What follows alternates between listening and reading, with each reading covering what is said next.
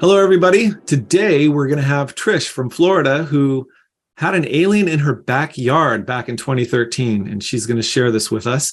And she also had a few other encounters for the next few years until about 2019. So she'll let us know what's going on with those encounters. And she also had, because I believe of a Tic Tac in the cloud picture, she had some government agents come out and talk to her as well. And you might be surprised to hear who it was, unless you've seen some other interviews and, and heard her say who it was.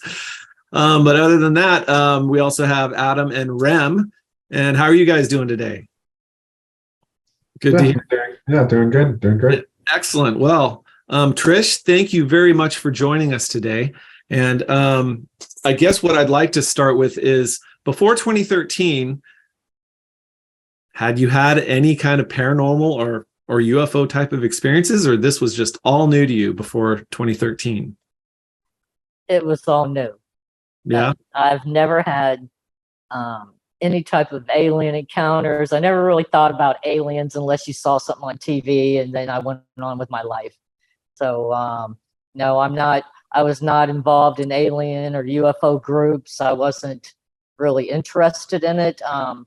My dad used to be a senior designer engineer for Lockheed Martin, back then Martin Marietta. Mm-hmm. And he never talked about aliens or anything like that. And I mean, if anybody would, he would, Yeah.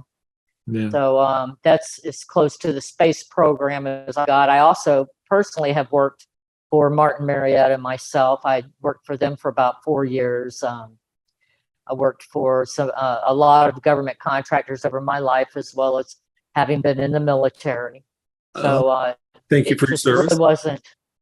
You're welcome. It wasn't something that I really thought about unless I heard something on TV. And just like everybody else, oh, that's cool. That's a neat story, and then you go on. And what capacity were you in the military? What were you doing? I was an intelligence analyst. Okay. And it was a really interesting job. And then when I got out, I went to work for Martin Marietta. Mm-hmm. And then I've also worked for SAIC and other government contractors. So you know how how it all works, and how kind of how things flow with government work. Oh yeah. That's what I've done my whole life. Okay. Well, we had moved into this house in Osceola County, and a beautiful home, 2-story. It was a big house. It was me, my brother, my 2 sons, and we had a roommate. And we moved in, I believe, the end of February, sometime towards the end of February. And about the second night we were there, I do smoke cigarettes. I don't do drugs. I do not drink. And just to kind of put that out there, because those are a lot of the comments you'll get when you state that you have seen what I've seen. Of course. So I had, after a couple nights of being there, I just had insomnia, and I thought, I can't sleep. So I went ahead and I went outside. And this is on the back porch. And at this house, it wasn't fenced. And we had woods, and then behind the woods, you had a cove, and that cove dumped into one of the largest lakes in Osceola County. And so I knew about the animals. I mean, I'd already seen deer. I'd already seen a couple of raccoons. And so I'm sitting on the back porch, and I heard something in the woods on the right side that sounded, pretty big. And I wanted to make sure that I was not going to be attacked per se, or that it was going to come up on me. So I had my flashlight, and I flashed it over there, and I didn't see anything. I flashed it along the wood line, and literally within a couple seconds, something flashed back, and I thought, yeah, that's not good. And so I put my flashlight down, and I'm like packing up to go back inside the house, because we're talking woods. That was not expected. And then they flashed again. And I thought, yeah, time to go in. and it flashed a third time. And by now I'm pretty much standing up. I'm getting ready to go inside when all of a sudden the entire right side of the woods lit up. I'm talking one of the brightest lights I have ever seen.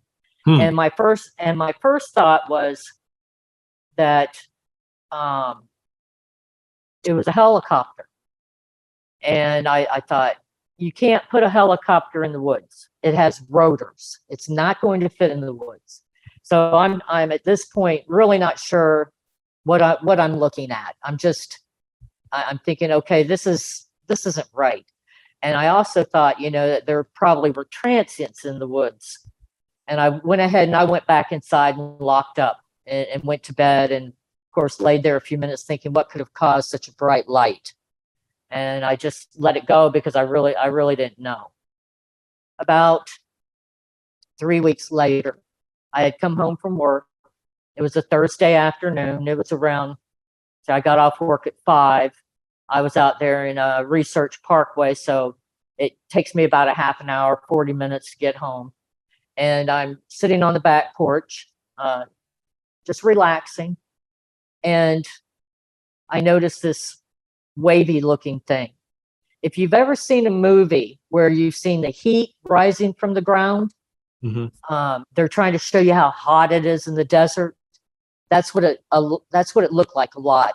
But it was above the ground, probably about 10, 15 feet above the ground. And it was in the woods. And I really thought that I was seeing the beginning of possibly a tornado. That area is very popular for tornadoes and very bad weather. So that's really what I thought it was. And I kept looking at it, and it kept hovering there, and I actually got up and went inside. I got my phone out of my purse and I came back out, and I figured it'd be gone, and it was still there. And I'm just mind boggled. I'm like, what is that? And after about maybe, I'd say it stayed like that for probably 15, 20 minutes easily. There was nobody else home, so I couldn't go in and say, hey, come out and see this and let me know what you think it is. So I just sat there and watched it, and all of a sudden it pulls forward towards me, and then it stays along. Now it's outside the woods. It's on the wood line, and it goes to my left, and then it pulls forward. At this point, I'm now thinking, yeah, this is not right. This seems like it's controlled, whatever this is. And it basically parks itself between the wood line and a crepe myrtle tree that was out there. And I'm just looking at it thinking, what in the world is going on? And the alien appears. And when he appears, he's like a hologram. I can see I can see his line. I can see that it's a being, but I can see through him. He's transparent. And I'm thinking, oh, cool, I got a hologram in my backyard. Really, I'm not thinking alien. Even now, I'm still sitting there trying to put two and two together. What in the world am I seeing? And I actually look around for a film crew. Just for a second, I did, because I'm thinking, oh, that's so cool, And then I'm like, okay, that's stupid. There is not a film crew in my backyard. And that's when I put two and two together at about that point. All of a sudden it clicks. And I'm like, oh my God, I'm watching an alien. And so, I'm fascinated, and I'm not going anywhere right now because he's moving. It looks to me like he's pulling something, like he's making these pulling movements on the ground, like he's pulling something heavy. He was really straining, whatever. And I'm thinking maybe maybe they killed a deer or one of the wild hogs out there. I'm not sure. It was invisible. As crazy as it sounds, everything was just about invisible. So the longer he's on the ground, I'm watching him. And the longer he's on the ground, he becomes more solid. And as he becomes more solid, I'm thinking he looks like a soldier from the Roman days. He hasn't formed yet. He's still transparent, but he's getting thicker. He's getting more, more solid is the only way I know to describe it. I'm thinking, oh, he's a Roman soldier. And just by the way he was moving and like I said, I couldn't actually see him yet. And so I'm sitting there and thinking, that's pretty, oh, wow, And then he becomes solid, like me and you. The whole process was probably from probably about 3 to 5 minutes, maybe at the most. Wow. And now he's that's solid. A lot of time, really. Yeah. Oh, I watched him for a long time. I mean, the whole thing, from the moment I saw the wavy thing in the air to him climbing up to the spaceship, was probably 40 minutes. I watched these guys. I watched him. And it was still dark. A long time. And it was still dark, as Rem said. It was. No, it wasn't dark out. It was 5:30, 6 o'clock. Oh, no, okay. I could. Yeah, no, it was dusk. I could see him perfectly. It was still light out. Okay. And now he's solid, and I'm thinking at this point, I'm like, oh my God, because the sketch that I did and everything at that point, I could see him. I mean, now I see what he looks like, and now I am terrified. I mean, I'm terrified. At this point, I kept thinking, you should have gone inside. The minute you realize, I'm thinking, this is what I'm telling myself, I should have gone inside, because now I'm in trouble.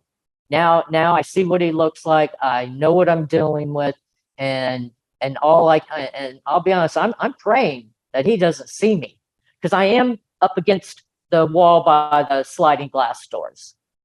And he takes, at this point, he's done with whatever he was doing, and he takes about 5 or 6 steps, and he actually grabs onto what I thought in the beginning was a rope, but I believe now it was a pole because it was solid. In other words, if he were climbing on a rope, it would have swung, and it didn't. It stayed solid.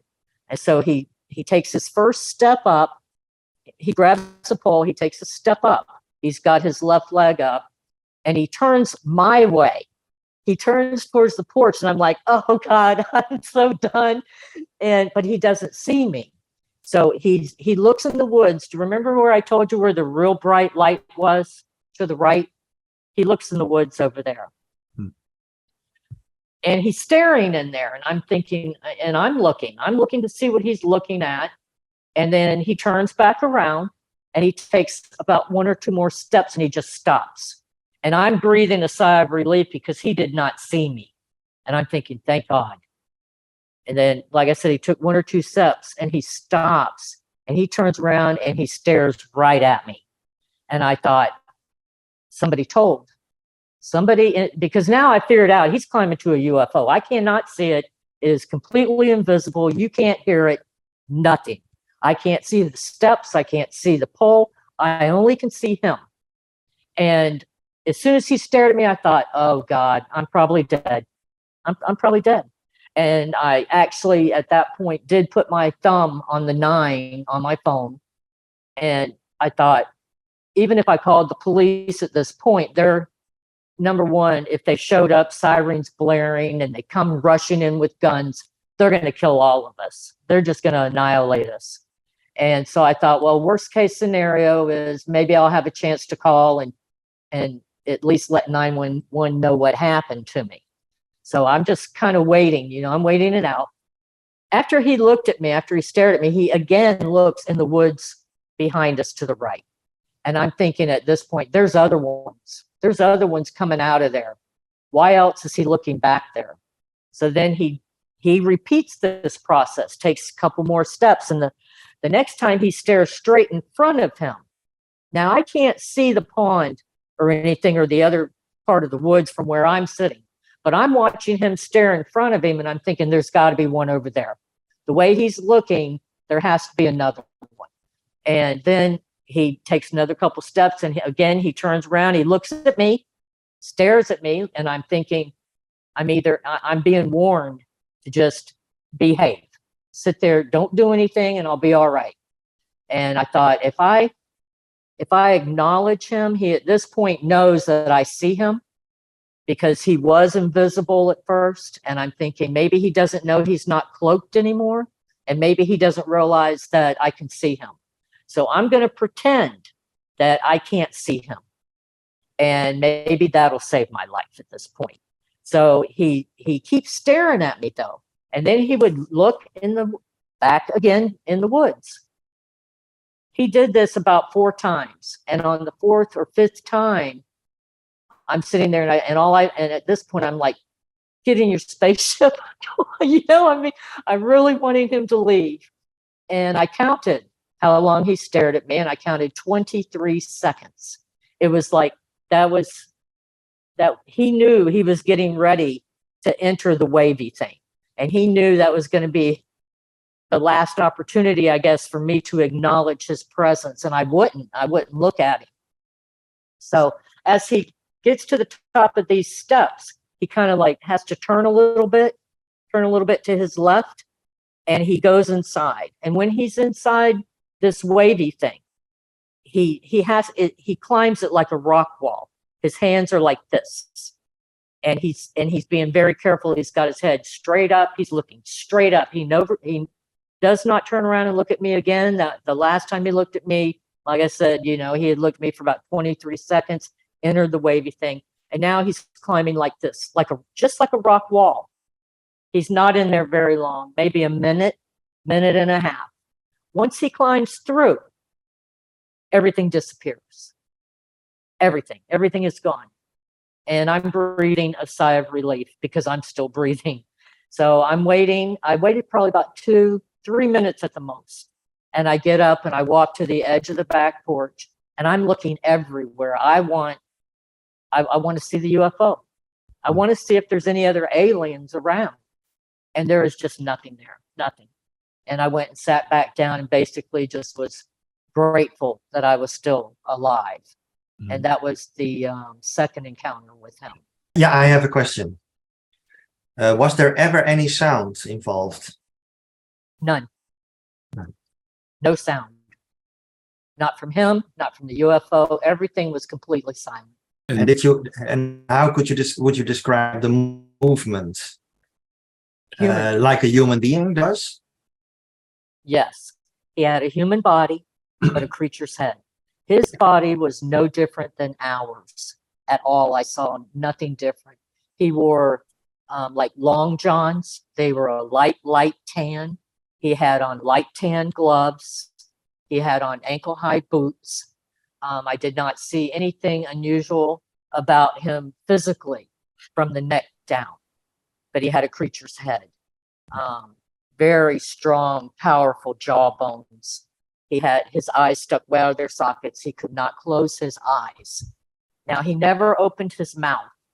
And these things I tell you because on down the road, after I talked to the government guys, they explained a lot of things to me about him, as well as some people probably. Now, you have to realize a lot of people don't tell you where they're from, mm-hmm. you know, who they work for.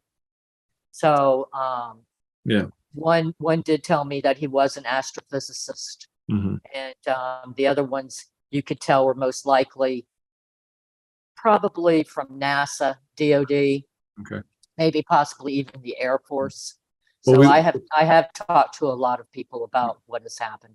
Okay, before we go further with them, back to what you saw. So another thing, or a few questions I have is normally with a lot of contact and stuff, there's some kind of telepathy or something. Anything like that with you? No. Okay, because that's what it sounds like. It sounds like this is straight up just seeing it and going, "Oh my gosh!" And then the other question was when you say he was climbing up again. Whatever it seems like he's climbing up, because you couldn't see it, right? It was cloaked. Correct. It seemed like it was a wall or a ladder of sorts, right? So when he first climbed up, he was climbing up steps. Okay. And I was basing that on his movements. On his movements. I mean, he's climbing. Okay. Just like if you were climbing steps, I would know you were climbing steps or stairs, uh-huh. whether or not I could see them or not.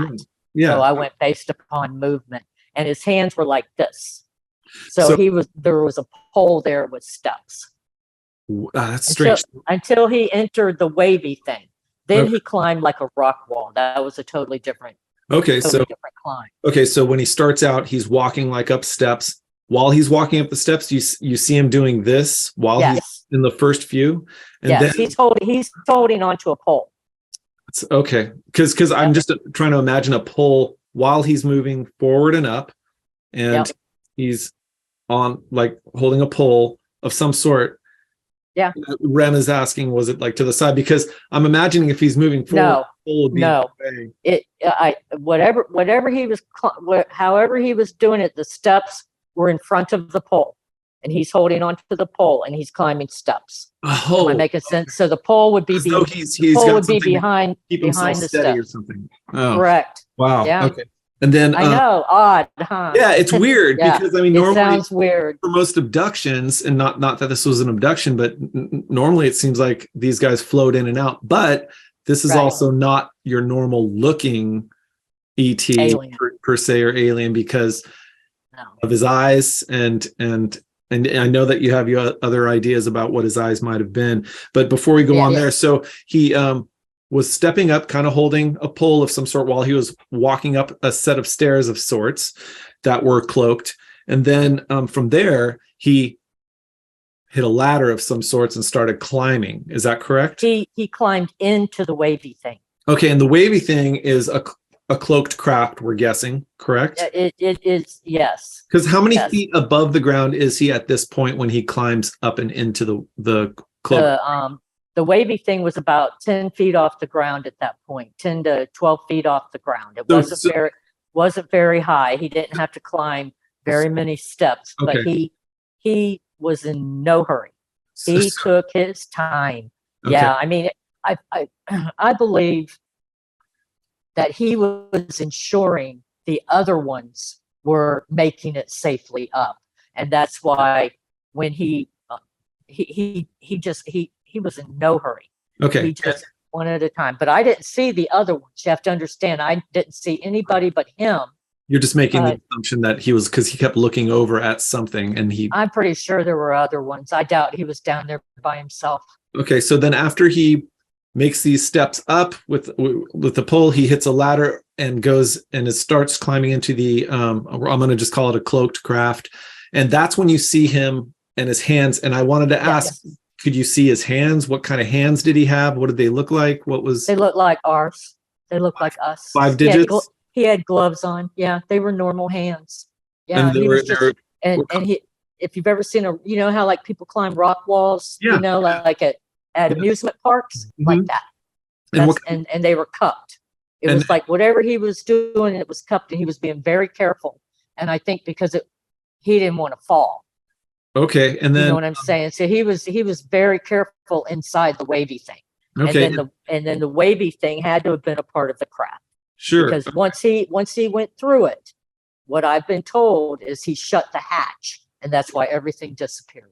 Yeah, and so when he's climbing up, you see his hands. Oh yeah, and the color of what's again the color of his gloves and his boots and what he's Everything is a light tan. interesting. Everything, and he was clean. That Yeah. was something else that I noticed. He was real clean, and Okay, I thought that odd. You know, I mean, you think if they're out trace being around in the woods and hunting and all of that, there'd be dirt, mud. yeah, But he was very clean. The outfit he had on, spick and span. they have the best Scotch Guard type spray that you could imagine, I'm sure. Yeah. Keep the dirt off. I felt that And the outfit Trish, he did you had see on- like a belt? Oh, no belt, but what he No had belt. on his chest, he had 3 large squares that ran across his chest, Mhm. and they had something in them, and I was told that was most likely his own personal cloaking device, Okay, and that it failed, it malfunctioned, okay, and that's probably what caused him to be uncloaked. That there was just an issue with it. I've had people say, "Oh yeah, with all that technology, they have a malfunctioning cloaking device." Well, technology is technology. I don't It care is. what planet you're on, It is. you You're know. right. And people Things that malfunction. people that know these things. I mean, that's Yeah. their opinion.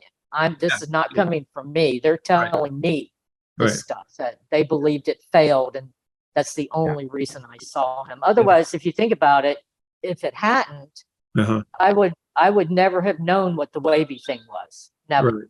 Yeah. Well, here's the other question. He looked back at you for 23 seconds. Is that Yes. when he had hit the ladder and was actually almost climbing into the craft, and he just looked back and stared at you? That's correct. That was his last. I think that was his. I think he was giving me one last opportunity, because once he got inside the wavy thing, Mhm. that was it. It was. He climbed through it. He had his back to me. Mhm. His head was back, and he climbed. And as he was climbing, once he got through it, that was it. What did it Never look saw him like again. right when he got through? Did it look like someone getting into a craft or like when It was like he had to turn sideways to his left, like he's on the steps, and he turns a little bit Mhm. to climb into it. It's like he had to climb into that. Okay. Yeah. And then once he climbed in it, he had his back to me at this point. Oh, okay. And I never he never looked at me again. Okay. He didn't stop. He didn't do anything. He was focused. Okay. And did he And reach he up? climbed up. Did he reach up to close anything, or just bloop? No. Once he climbed through it, it was kind of weird, as like half of him disappeared and then the other half disappeared. I I mean, completely. It's like he went he went into the craft at that point. Mm-hmm. So whatever was coming out of the craft, Yeah. I believe it was raised up, and then the hatch was closed, and then everything disappeared. But Okay. it made no noise. There was no noise. There was nothing. It was completely silent. You couldn't see that spaceship for anything. Yeah. I did not see it. I did not see it. And No. and then my other question is, well, I mean, I know it's about feeling like you're going to get killed or everyone. Yes. I know on most, I mean, I was going to say on most contact and abductions that usually doesn't happen, but also we know that there's animal mutilations and some human mutilations have been reported over the last 70 or so years. So yeah, there's that possibility, but you really felt like, oh man, if I call the police, everyone's going to be gone. If that Yes. happens. They would have killed all of us. And why, so what makes you feel that way? Why do you feel you would have been terminated? Well, if you saw him, that's how Okay. you would feel too. That's that's what I'm I think getting at. I think It I just know how scared I was, and in my mind, I believed, I was thinking that if I let them do what they need to do, and not feel threatened, that hopefully they would do what they needed to do and go away. yeah. And I felt if I had called the police and they showed up armed and threatening, and showing up in a threatening manner, which the police will, that at that point it would have been like declaring war. And that's not what I still feel that way today, that would have been the wrong thing to do. And I'll stand by that 100%. Okay. Yeah. Because again, a lot of these cases, there's the feeling, there's the telepathy thing, but this was straight up, you're just seeing this and just raw feelings that you're getting from your intuition's talking to you. When he first stared at me, the first couple times, I kept thinking he's trying to let me know to behave. Okay. To sit there and behave. Okay. And that's what I felt, because he was staring me down. And again, in the first couple times. And again, his eyes, did they look like eyes just kind of out of the socket, or they stuck way out of their sockets? They were white. Okay. They had black pupils. Okay. He could not close his eyes. And the one thing that, again, talking to people who put things together and that I've talked over with, they said that they were technological devices. Okay. That the other thing he did not do was open his mouth. Okay. And it is my understanding he didn't open his mouth because he had a breathing apparatus in. Aliens cannot breathe here. They also cannot see here. If we went to their planet, we would not be able to see, nor would we be able to breathe. You have to evolve here in order to be able to breathe and see. And if you think about his eyes, I can't see the steps he's climbing. I can't see the pole, and I can't see the UFO. Mhm. And he can. And so the only way that that could have happened is the eyes were not his. They were devices designed to allow him to see. Yeah. Now, because he didn't open his mouth, that has led people that I've talked to believe that he had a breathing apparatus in. That's why he did not open his mouth. And that makes sense. He never opened it one time. Mhm. He kept his mouth shut the whole time. And that would be because he can't breathe here. And what did his nose look like? Was it pretty much like your drawing? It was just flat? Yes. The nose I wouldn't change. The nose, yeah. The ears, I can't remember the ears. So I took them off the drawing because I didn't want people to say, "Oh, is that what his ears look like?" I can't answer that. I have racked my brain trying to think about what his ears look like, and I just can't remember. I don't know. I don't know why I couldn't remember that. But he had a human body. I could not tell the difference in his and ours. His coloring, though, I do not believe that that he is from somewhere that has sun. He was very whitish gray, very, kind of a chalky white, Mhm. and they seem to stay within the shaded portions of the back, or he did. He stayed within the shaded portions of the backyard, close to the wood line. Mm. I think that his coloring, he just was not a sun person. I don't think he'd ever been in the sun. Okay. And one thing that you had said was his body was built like a military guy, and his head was crazy, and that you would have gone with him if it wasn't for that big ugly head. Yes, I would have. Like he was built.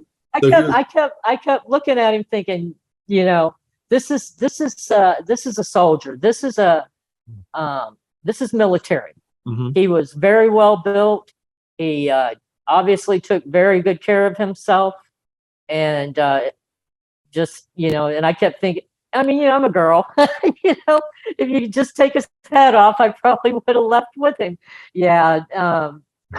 That's funny. Yeah. I mean, seriously, he was very military in nature. Yeah. I looked at, I watched him the whole time. Uh-huh. I was asked by the government guys about his personal parts. Okay. And he never let me see them. He always kept he kept his left leg up all the time, so I was not able to get any type of view of that. Just his buttocks, because like I said, he was in a skin tight outfit. He was bearing all, basically, as you want to call it. And But, they asked if you saw they asked if I his had package. yeah. That's But he interesting. he never first when I saw him, he was always to the side. Mhm. His left side was always here. He was going this way. His left side was always facing me. Mhm. I never saw full front. Mhm. And when he climbed on the steps, he always had his left leg up.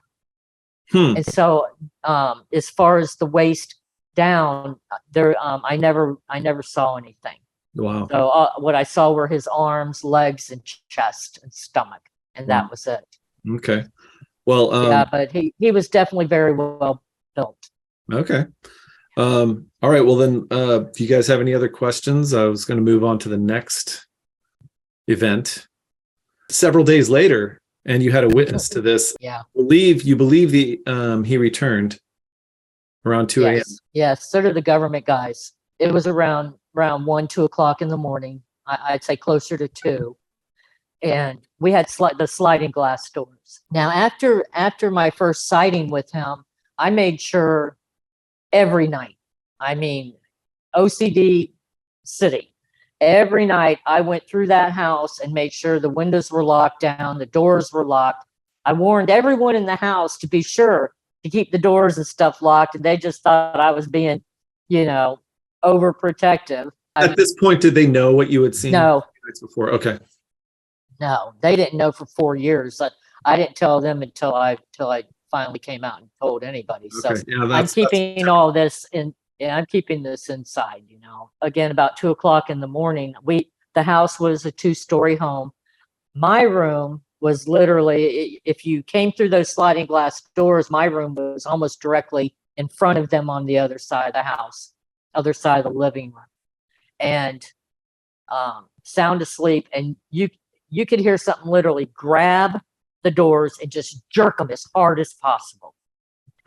And fortunately, there was a metal safety bar on these sliding glass doors, and that's what made the most noise. That's how hard these doors were jerked.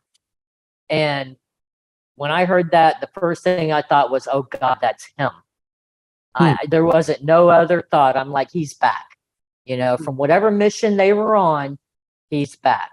And the next day I got up and I reinforced, with my family and roommates, make sure you lock these doors. I said someone tried to get in last night.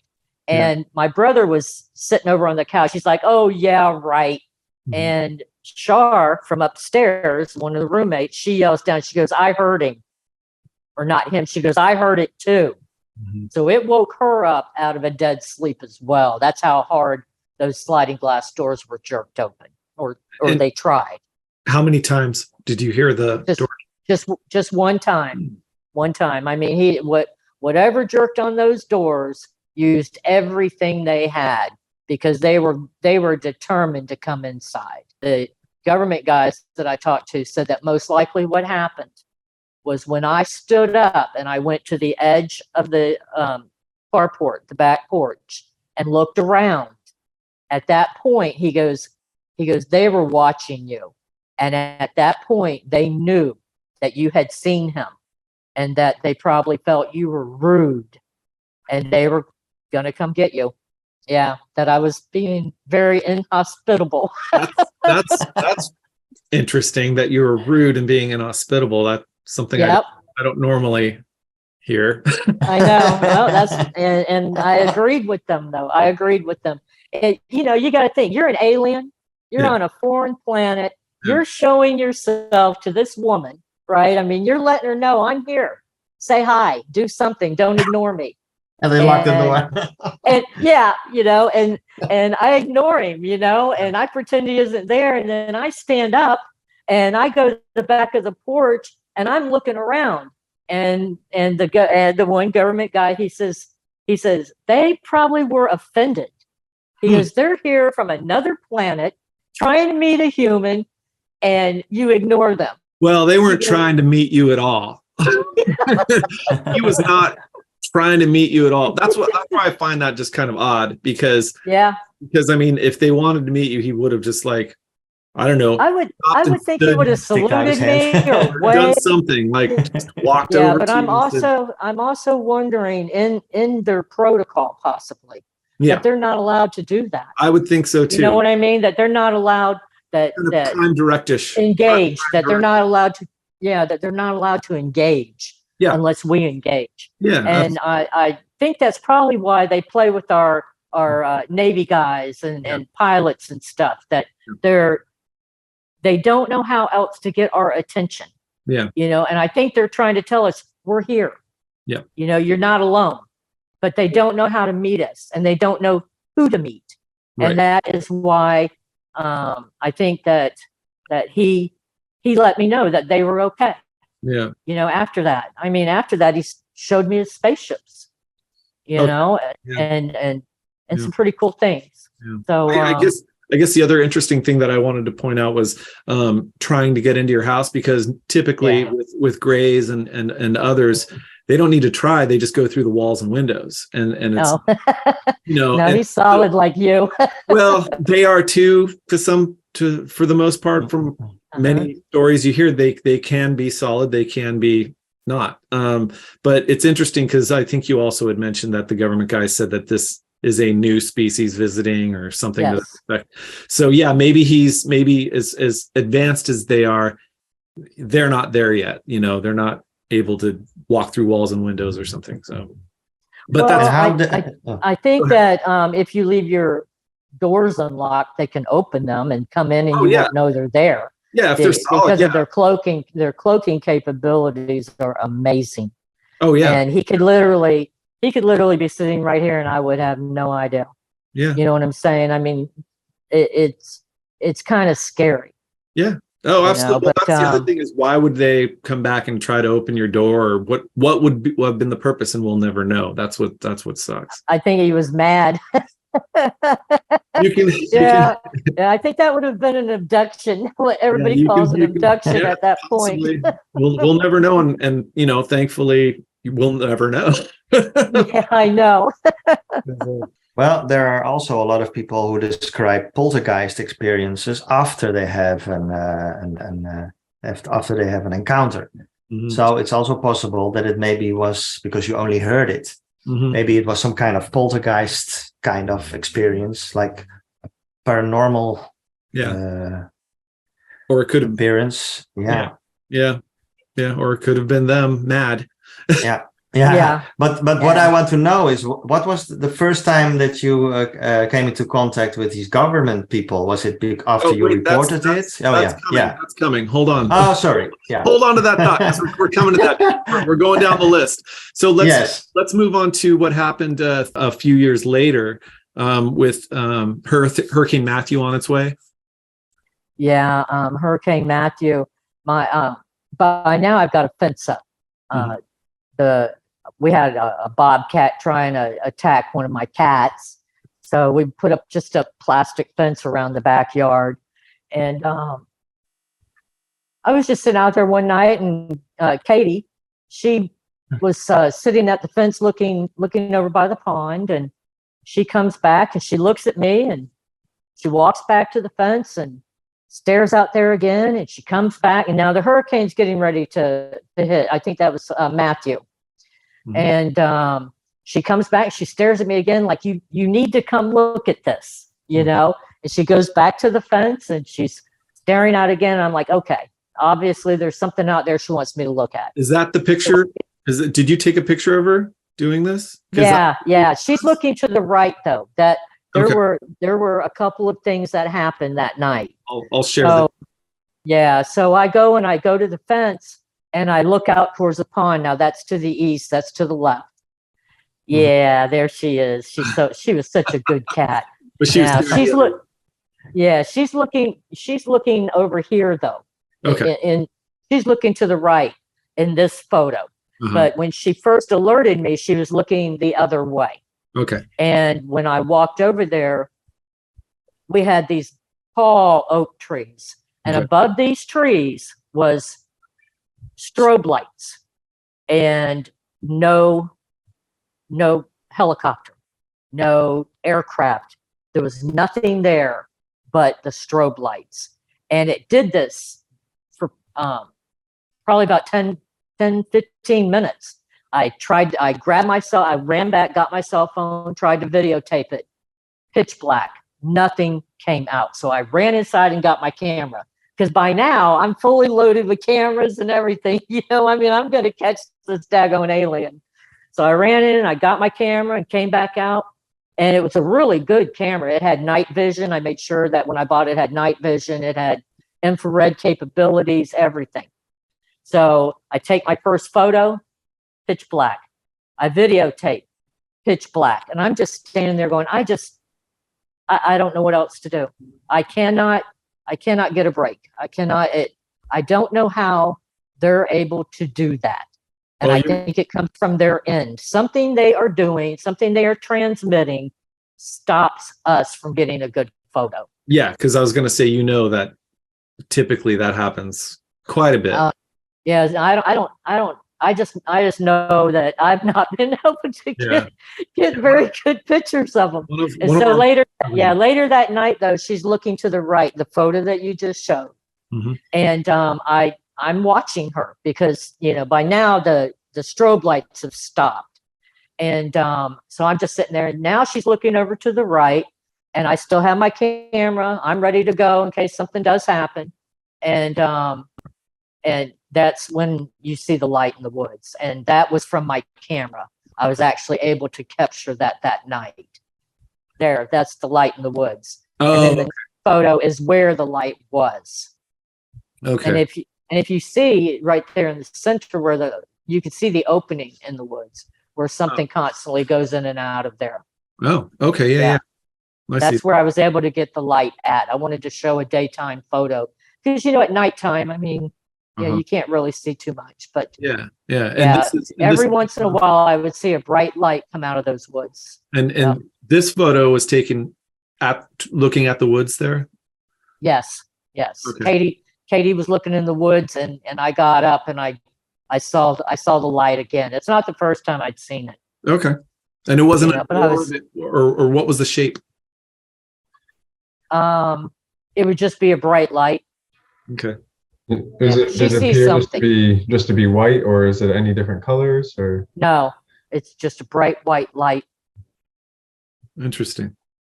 Okay. Yeah. Now that particular photo that you just looked at, that one had the government real interested, as well as MUFON, the investigators with MUFON. They had told me that the next time I saw that light, to call them no matter what time, day or night, that they would be at my house within 45 minutes to an hour, and they would go in and check it out, because I'm not going in there, and no. And so the light, though, interested them quite a bit. So they had it analyzed. So apparently it's something that interests them. Yeah. Oops, did we? There you are. You're back.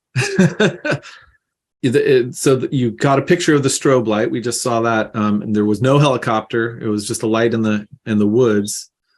There was a strobe light over the trees, but no helicopter. So did it drop down into the woods? No, it stayed above the oak trees until it disappeared. How long did it last? That was there about 10 or 15 minutes. I don't know how long. I'm going based upon when the cat let me know that there was something over there. Now, I did talk to my neighbors, because it was their house that the trees were behind. And it's so odd that they were really good people. Both of them were former military. And I had asked them, they were out in their yard doing something. And I said, did you guys happen to see the strobe lights over the over the big oak trees behind your house the other night? And her husband, I forget his name. I forget their names now. It's been, several years, but he looks at me, he goes, why, do you think there's aliens back there? And I just looked at him and I said, no, of course not. I said, I was just wondering if you saw it. I did eventually tell them, though, and it was, they immediately went and bought a hunting tracker and put it up, hoping to catch sight of the aliens or the UFOs. They believed me 100%. Oh, okay. So I have a feeling that they had possibly seen some things too, but they had lived there a long time. Okay. So I can imagine that there might have been a few times that they might have seen something that they were not sure what they were seeing. But literally that weekend, they bought a hunting tracker and put it up. Oh, and unfortunately, they sold the house about a year later and moved. But they were real good people. Oh, okay. Did you see it resolve? Like, did you see it actually fade away or go away, or did you? No. After I tried to take the pictures and nothing happened, there wasn't anything I could do. I just went and sat back down, and then I got up probably about 5 or 10 minutes later, and it was gone. Okay. It wasn't there anymore. And that was the pre-hurricane event. Yes. Yeah. Yeah. I imagine that if they were out there, they definitely, I'm sure they know about the weather. Yeah. They've got to monitor everything. And so I think they probably knew before any of us did, but I bet I bet they were leaving. That's what I was thinking when I was watching them. Like, yeah, they're getting out of here before this hurricane hits. Yeah, well, it is funny because there's other stories of abductions where they said that and this is the Greys, this is obviously some different species, but they would ride the thunder systems across and abduct and use it in some way. But it's all depending on who you talk to and what beings you're talking to, right? Right. Yeah, I don't know. Yeah, I don't know anything about the other ones. I only know about this. Oh, this absolutely. Species. Yeah. And then the Tic Tac in the cloud. If you guys will take notice of dates, which I found a little strange, the tracker took the photo on September 2nd, 2017. And if you look at Commander Fravor, the Nimitz guys, yeah, all of a sudden after my photo goes up to Washington, D.C., they release their videos of the Tic Tac. I just thought that kind of strange, but that it was such a coincidence that within a few weeks, all of a sudden they come out and they're like, yeah, here's the Tic Tac, because I already knew I had him in the cloud. Well, Tom DeLonge will tell you there is no coincidence. It was all me. Yeah. He'd been working with Lou Elizondo and Hal Puthoff and all those guys on getting that move forward. But I also say there are no coincidences. So yeah, I just found it a little timing thing going on there. Yeah. And so anyway, they get that goes up to DC, and then I get an email because I didn't hear anything, because I wanted verification.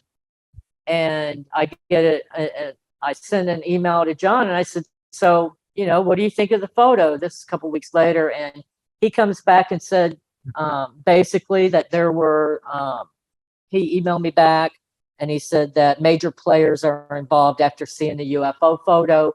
We'll contact you later. And then they did. And that's when I went over to, they contacted me and asked me if I would meet with, some government guys that were flying in from Washington, D.C. And I said, sure. Yeah. I'll talk to them. And I went over there in Palm Bay sometime in November. I think it was shortly before Thanksgiving of that year. And that would have been in 2017, I think, is when I met with them. And we talked, I told them everything I'd seen. One of them I was not told who they were. I didn't know names. All I knew is they were flying in from Washington, D.C. And I found one of them online by accident. And this was several weeks later. I just happened to see a video of him talking, and it was Luis Elizondo. And hey. Yeah. Uh-huh. Yeah. And I'll be honest with you. You want to talk about somebody that knows about aliens and UFOs? He does. He is amazing. And he was with two other guys. He sat on the left side of the table, and the two guys sat on my right. And they, to me, I think they were probably Air Force or Navy guys, or I'm not sure. I never did find out who their identities were. And they were dressed in civilian clothing? Yes, they were all dressed in civilian clothes. And after I told everything I'd seen, and Luis would interrupt once in a while and ask me questions. And he would also, though, explain things to me. And it was he's very intelligent. He was very, very interesting. It also helped me to deal with some of the things that I saw. He was able to explain things like when the alien went into the wavy thing, and then, everything disappeared. He just looked right at me. He goes, he closed the hatch. So right then I was like, that's it. It makes sense. Okay, that makes sense. I mean, he wasn't even surprised. He was like, yeah, he closed the hatch. I was going to say, watch Flight of the Navigator. Oh, okay. Yeah. And so he also explained a few things about the UFO in the cloud. How big it was, how wide it was, how long it was, things like that. And he went through it kind of like he was talking to himself. He's like, and he goes, "Yep, that's a UFO." Yeah. And it is the Tic Tac. And one of the questions he did have for me, though, was, how do I know that my alien was flying the Tic Tac? In other words, how do I know that that was my guy flying that and not, and I looked at him and I said, well, because I don't think I have a bunch of aliens running around in my backyard. And he looked at me, he goes, don't be so surprised. And I didn't think that was funny. Well, especially since you already felt that there might have been, he kept looking back at others. Oh yeah, but he meant different species. Oh, gotcha. That was even more scary. Well, that's the other, I'm sure now, it's like that's the other idea, is that they're all mostly interdimensional, and they're something, apparently. And the other two gentlemen, the one closest to me, looked at me and he goes, don't go in the woods. I'm like, no worries. I haven't been in the woods since then, Yeah. And so but it was good for me, to be able to talk to them. And like I said, they also the guy on the right, the one in front, he looked at me and he said, he goes, we interview thousands of people. He goes, about sightings and aliens, and they were all nodding their heads, and he goes, but he goes, we believe 100%. He said, the things that you have told us, we can put to technology to how did he say it? We can put the things that you have told us to things that we know are technologically possible. And he said, and we believe 100%. Mm-hmm. And they were it was just really good talking to people who understood what I had seen. Yeah. Because, you hear about other, the grays and people, all that, like you were talking, interdimensional things and them talking to you telepathically. And to me, and I'm just, going to put it out there, to me, he was as real as me and you. Mm-hmm. There was no difference. There was no capabilities of telepathy. There was no capabilities of anything that he would be able to talk to me in any way, shape, or form. It was like, to me, it was like somebody from another country speaking a different language or something like that. I didn't think that there would be any possible communication with him. And I didn't look at him as something that was mystical, magical. I looked at him as something real, just like you. Everything that he did, he just was from a different place. Yeah, and everything that he did seemed more technological. No fancy woo. Right. No magic. Oh, he had, I mean, their capabilities are way beyond ours. Unless they are us, and we've come that far, but I don't think so, because the speed of those spaceships, the cloaking capabilities, I just don't think we're there yet. Well, I think we will be, but I don't think we're there yet. I think, and you've probably talked to other people. I think we are there, but nobody knows about it because it's dark. But that said, we'll move on. But I think we are there, and we've been there for about 40 to 50 years. But that's my opinion, and as normal, it's all witness testimonial and no evidence. Right. Yeah. Well, then they need to wear not such scary mask. Well, it sounds like that may have been his real head. So yeah, that was the real deal you saw. Okay, so getting back to Luis and the other two guys, tell us more details of what they told you that unless you pretty much told us everything. How long were they with you and talking to you about this? I'd say the whole thing was probably at that point, I'd only had really just the one sighting, so I'd say probably a half an hour, 45 minutes at the most. Okay, because they told you that he was probably about his suit and what you saw on his chest, the squares. They told me that the 3 squares on his chest were most likely his cloaking device, and that it had malfunctioned. And that made a lot of sense. Mhm. And again, his eyes, because his eyes stuck so far out of his head, and the fact that he could see what I couldn't see, told them that those were technological devices. And he couldn't close his eyes. I mean, they really protruded out of the eye sockets. Oh, his jawbones. That was one thing Luis was very interested in. And because he had very powerful, very pronounced jawbones. I actually noticed the jawbones before I noticed the eyes, believe it or not. That's how pronounced they were. And Luis had thought possibly because he ate nuts and berries. And I have to admit, I stared at him for a minute. I was almost laughing, and I just looked at him. I said, "No, I'd say he's more of a eat the chicken and bones type alien." You know, I said, "That ain't no nuts and berry, dude." Well, and I'd also say that, you know, they know way more than we do. I know. I agree. But there's sometimes when you're like, you know, you got to say, nah, I don't know if you're right on that one. I think, you know, that might be just your guess. Yeah, you know, I get where he was coming from though, because with jaws like that, he could crack open nuts. Yeah. And that's what Luis had said, that, well, I was looking more at him being able to crack nuts, you know, and I was like, well, I was more thinking chicken and bones.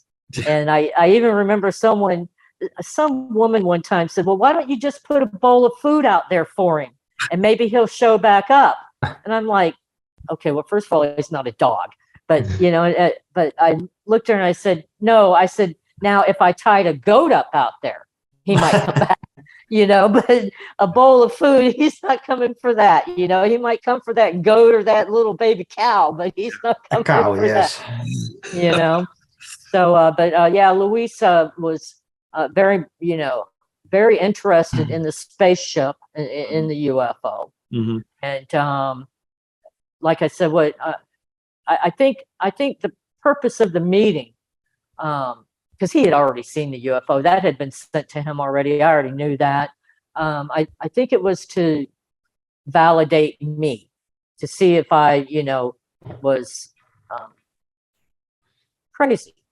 Well, you know what I mean? See if I had any issues, or was I believable? Because they had been dying to know what flew that spaceship. Yeah. They knew that there were already 6 species here on Earth. And they couldn't figure out who was flying the Tic Tac. They did not know what species was in there. And when you described this guy to them, it was a first for them. They were like, okay, we haven't. Yes. Okay. Yeah, and they now said that he was the 7th species on Earth. And I think that's why they flew in. First, they wanted to validate me, make sure that I was telling the truth on what I had seen. They were very curious about what he looked like. You know, like I said, they already knew what the Tic Tac looked like because he's been messing with them for a while. And I'm sure I think everything about you too, because you used to work in government. So I'm sure they looked at your government records. Oh yeah, I'm sure they got my dossier. You know, they knew who I was. Yeah. So but yeah, they knew it was in the Tic. They were just want to know if you think that he was the one flying the Tic Tac. Correct. Yeah, exactly. Because, you know, like we had talked earlier, you know, he had asked me, how did I know that was my alien flying the Tic Tac? And I said, well, I didn't think there was a bunch of different aliens or a bunch of aliens in my backyard. And he was like, yeah, don't be too sure about that. So, but at the same time, I think he agreed with me as far as that being the pilot of the Tic Tac. And again, as we move forward, I know it was now. There's no doubt in my mind whatsoever that that's the alien in the Tic Tac. Early in 2018, it looks like just several months after this meeting with Lou and the 2 other government guys, you sent us the photo of what you saw of the Tic Tac landing. And that's the one that I'll pull up here. Yeah, that my tracker got that. I didn't actually see it. My tracker took that. Because you bought a tracker as well. Oh, yeah. Oh, I had 3 of them. Yeah, and that's, you know, another thing. There'd be times where I would be trying to Yeah, I had my trackers certain ways on the trees, like the one that, with the UFO in the cloud, it would be facing that way. And then other ones would be facing other ways. And I would come out and they'd be turned facing me, I'd be like, I'd go out to the tree and I'm like, I'd turn it back to the way it was. I'd tell him he was a very bad alien. Stop messing with my trackers. And like right before we moved, I came out and then one had actually been cut down off of a pole that I had it on. And oh, really? Oh yeah.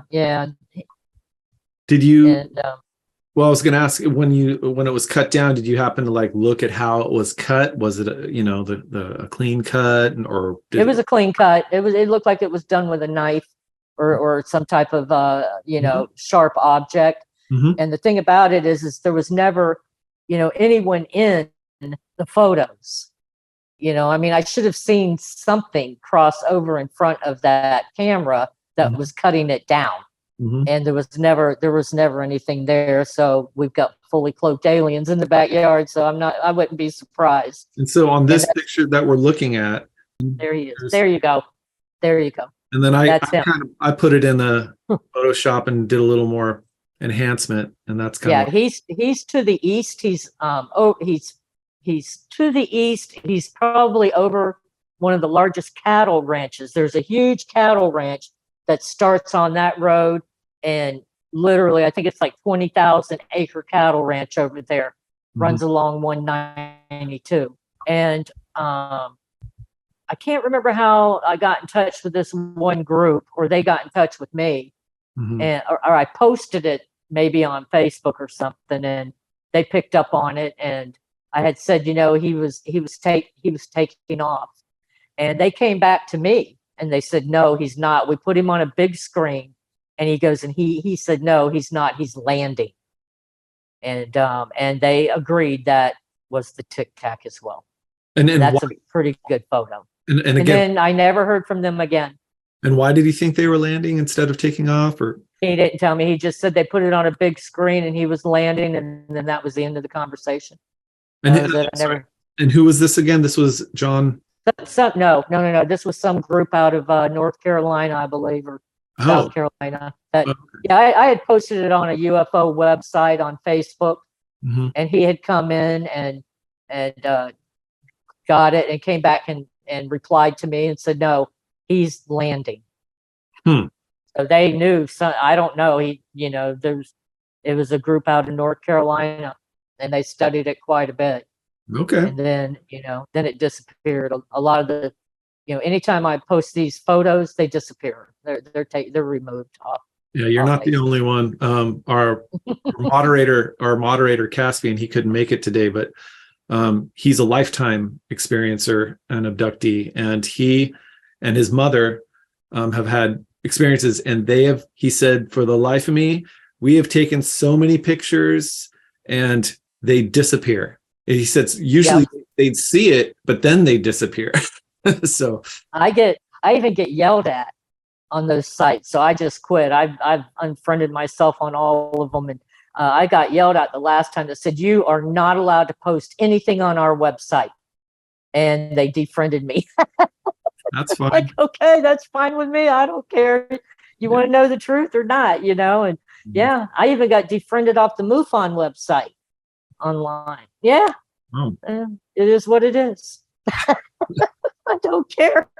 Yeah, I hear nothing but great things about MUFON. Yeah, I know. But a lot of the people that work there, will defriend you.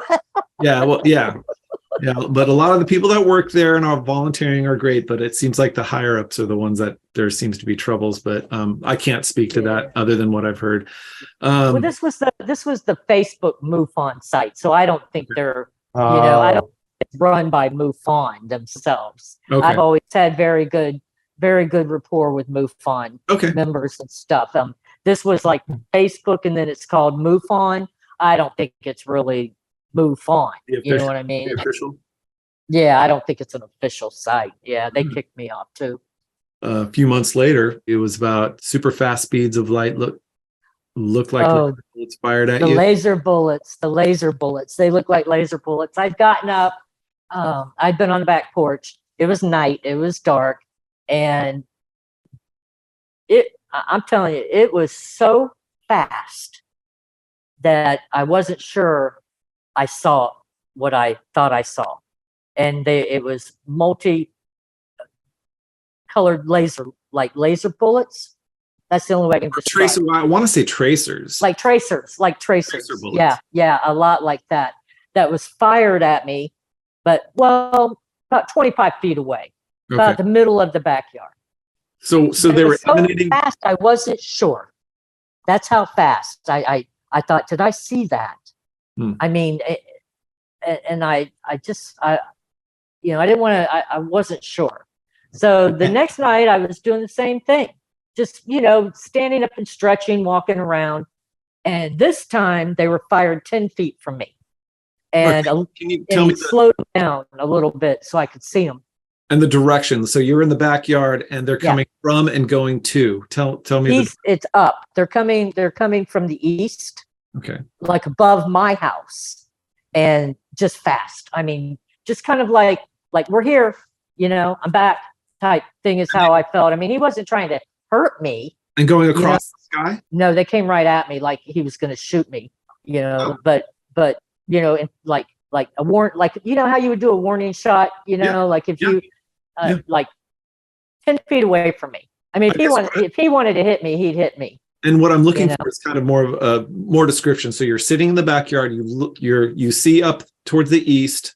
No, I was just standing up. I stood up and I walked to the back of the edge of the porch and was just stretching and walking around a little bit there. I had the dogs out there and Katie and stuff. And I'd walk to the back of the porch and was just walking around and just standing there staring out. I did that every once in a while to see if I could see him or see anything. And it was fired. It was fired at me, and I looked up like, yeah, very funny. So and that's I guess what I'm trying to. I want to. If this were to be recreated, you're standing there, you're staring at, and something's fired at you. So you see it from the sky come down towards your house into your yard. Well, I see it come at me. Okay. But I mean, it's in the backyard, but it was a lot of them. It was like, I mean, we're not talking 10 or 20. Yeah. It's like, but it was so fast. I mean, hundreds. It's just like, boom, boom, boom. But it was so fast. I had to think, did I see that? Yeah. I really wasn't sure. And then the next night I got up, same thing, just stretching and stuff. Mm-hmm. Boom. But this time it was like 10 feet away from me. And I knew then he was up there. Now, I mean, who else is going to do that? So I turn around and I look up and I just wave. I'm like, yeah, I see you. You're back in town. I mean, because I had one time where, and I don't know what this was, but it was like a ball of light, a bright orange ball of light. It was almost like a meteor. I've seen a lot of meteors, so it wasn't a meteor, but it was more like light. Yeah, like an orb. Well, like a ball of light. It came from over our house and went into the woods. And then it comes out of the woods and it goes up and then it heads toward the sky and then it just disappeared. It was pretty cool to watch, but I mean, I don't was it him? I don't know. I don't know what that thing was. I have no idea. No idea. I know there's a lot of weird things over there. People say, well, a skeptic would definitely say it was ball lightning, but others would say that it's either one of two things: either the craft or a consciousness, a being of some sort. But we don't know. I don't know. It was just a ball of light. Yeah, bright orange. Yeah, ball of light. Mm-hmm. Yeah, and it was fast, but I don't know. Like I said, I don't know what that was. Did the way it moved kind of?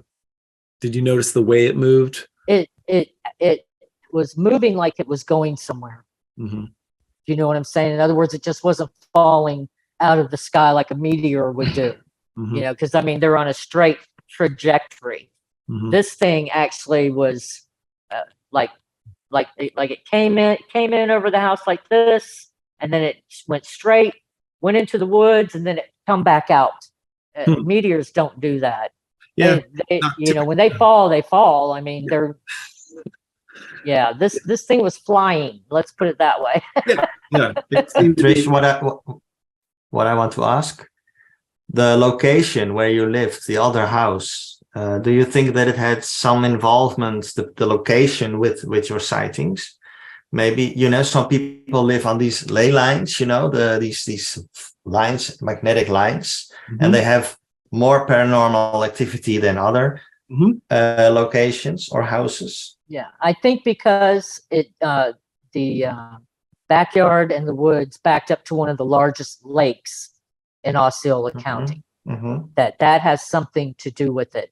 I also think that because you have that huge cattle ranch, literally within 10 miles of there, and then you have Kennedy Space Center, 80 miles from that house.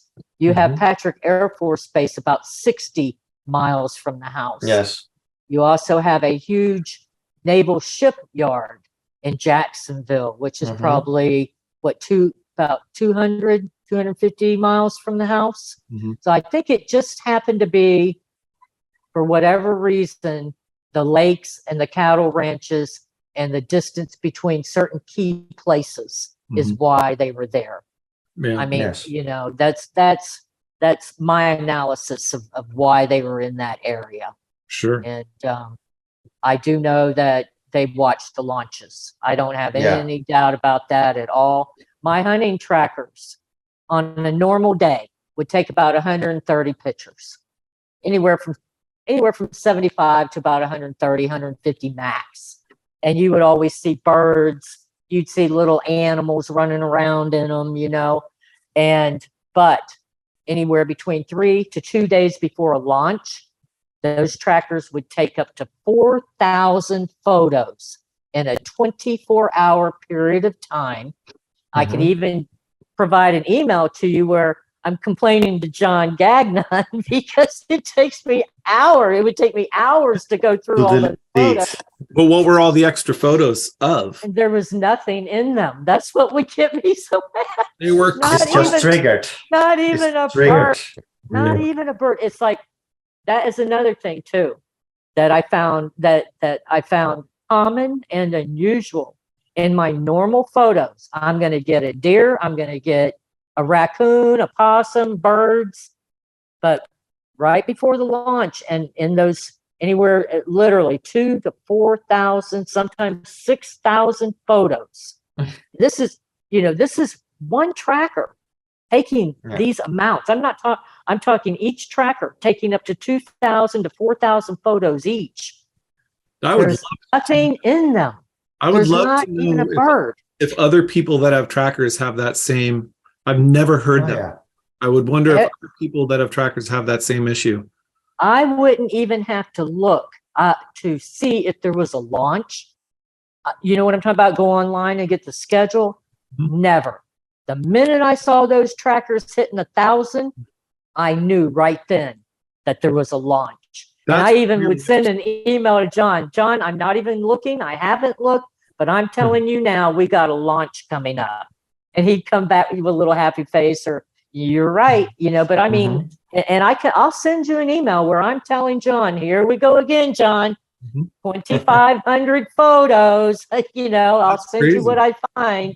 I guess you want to look a little closer because now that I did cloaked craft, you maybe look for some waviness and some leaves or something. Right. I mean, trust me, I can flip through 150 photos in about 15 minutes to tell you if there's anything in them.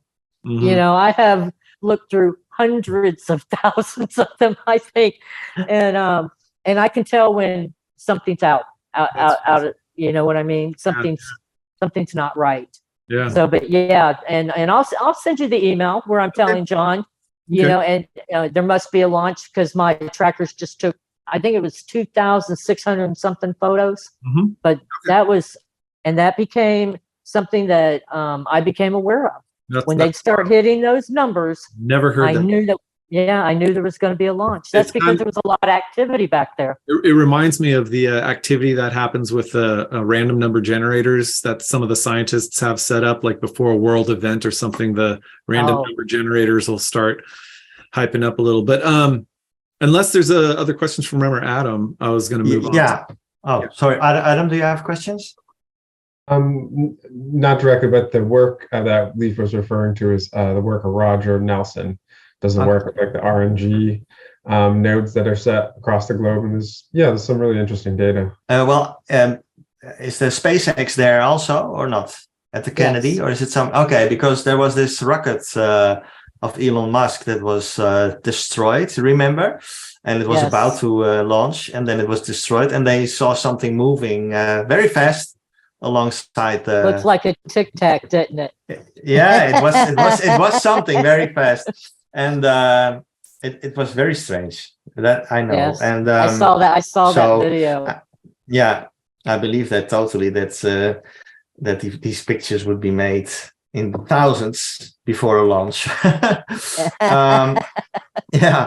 There's another. Leif, I sent you a photo. Yes. Maybe it's totally unrelated, but there was this event in 1959. And there were Russian campers. People were hiking in the snow, and they were in a tent in 1959, and they were all found dead, and a lot of people.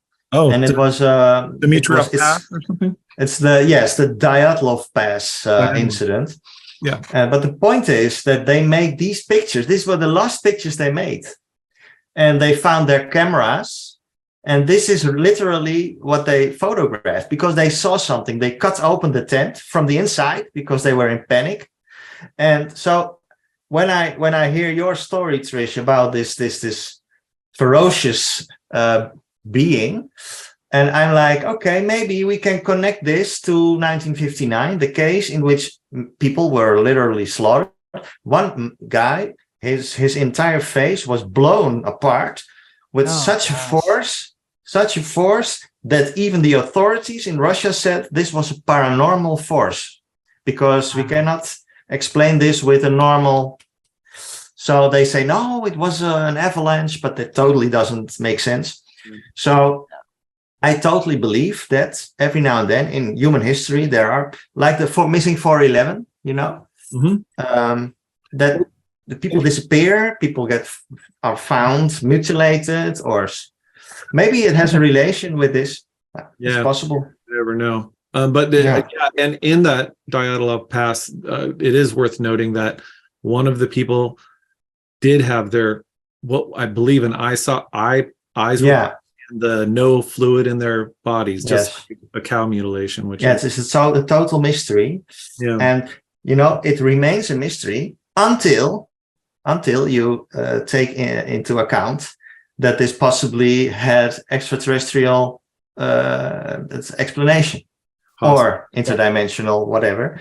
Yeah. But then you can solve it, in my opinion. But that's an opinion, and it's another photo I wanted to show. That was this Cuban case. The one you sent me here. If you want to see, Trish, because this is another case in which the eyes had like camera modules attached to it, and this man in Cuba saw it come from a UFO. He saw the craft, and this being walked around and scanned the environment all the time from left to right, and he said that he wore some kind of things on his eyes, and that is a little bit like what you described, like they were devices, Yeah.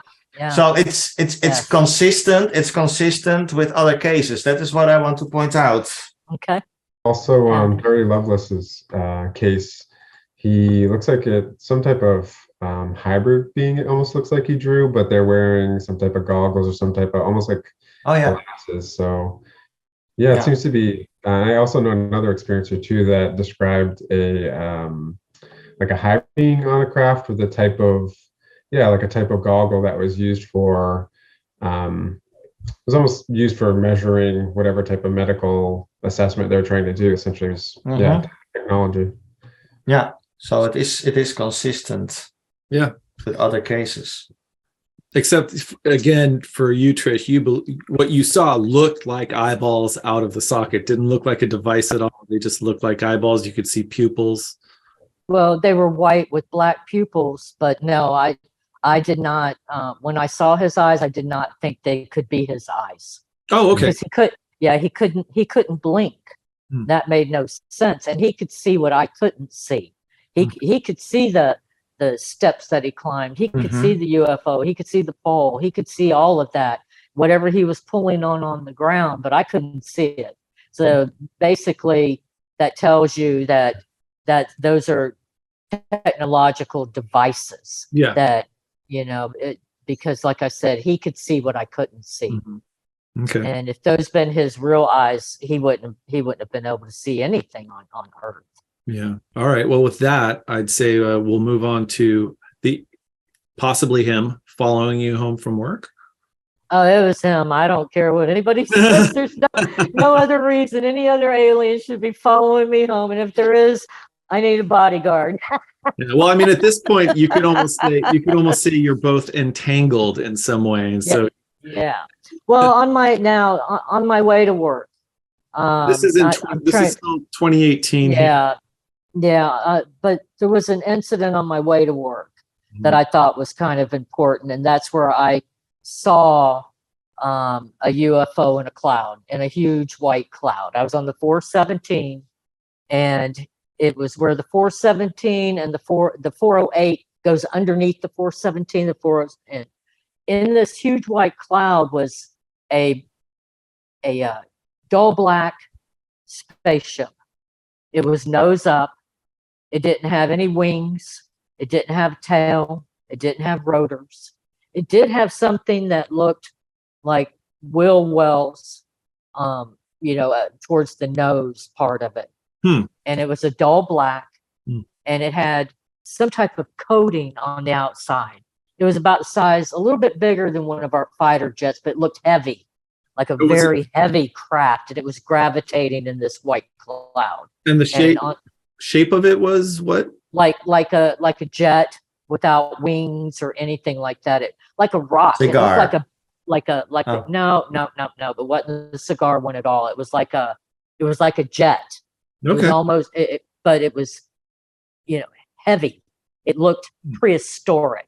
It looked ominous, but it had, the outside seemed to be coated with, if I could take a black rock and crush it all up and melt it and then paint it on this craft, that's what it reminded me of. It had some type of really thick coating. I didn't see any windows, and it made an appearance for about 2-3, not even that long, because I was going 75 miles an hour. I tried to get a picture of it, but I was just going too fast. I'd say it was there 30 seconds, to a minute. And then that craft, though, is what I believe is what they travel in, is what they do their interplanetary travel. I think the Tic Tac is what he has fun in. I think that's the one that's kind of like the Cadillac of spaceships.